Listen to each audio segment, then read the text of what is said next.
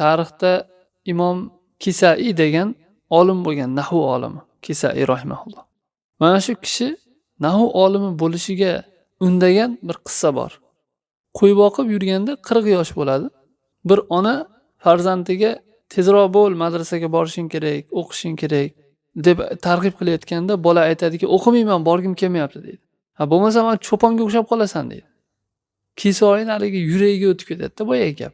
Men dedi jaholat borasida zarbul masal qilinadigan odam bo'ldim deydi. Ketdim deydi, olib borib qo'ylarini sotib o'qishga kirib ketadi.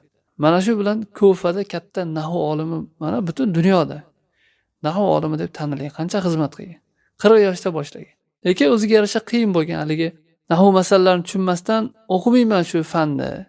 Menga emas ekan bu deb daraxt oldida borib xafa bo'lib o'tirganda bitta chumoli ovqatini daraxt tepasiga olib chiqib ketib, tushib ketadi, yana olib chiqib ketadi, yana tushib ketadi. Shuni takror harakat qilib, oxiri uyga olib ketib ketadi. Shuni tomosha qilib o'tiradi boyaga odam.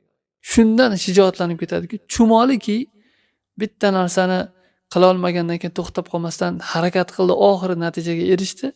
Men nega orqaga qaytishim kerak deb borib yana nahvda davom ettirib, keyin mana katta olim bo'lib yetishadi. Shuning uchun ham talab ilm bir marta, ikki marta, 5-6 marta harakat qildi, tushunmadi, yodlay olmadi, o'qimadi, ha mendan chiqmaydi ekan, bo'lmaydi ekan deb orqaga qarab ketmaslik kerak. Harakat qilarish kerak, Alloh taolo beradi. Natija Allohdan. Odam ya'ni bir narsani boshladimi, oxirigacha yetkazish kerak. Ushab turarish kerak, to'xtamaslik kerak, qo'yib yubormaslik kerak. Alloh taolo natija beradi inshaalloh. Mabodo natija ko'rmagan taqdirda ham ajrini oladi lekin.